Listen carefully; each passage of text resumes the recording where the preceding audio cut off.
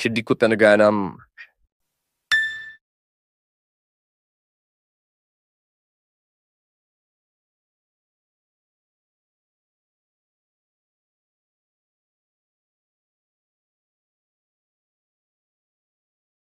Ang pinagkakatiwalaan, GWN News and Public Affairs.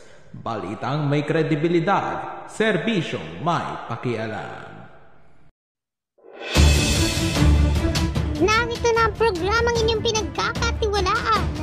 Ang programang mas pinalakas at mas pinalawak sa pagbibigay serbisyo sa inyong lahat. Ngayon ay Martes, Agosto 6, 2024. Sumbong, aksyon, opinyon. Ito ang SAO. Magandang hapon sa ngalan ni Max Castañeda. Ako po si Zara Bagan.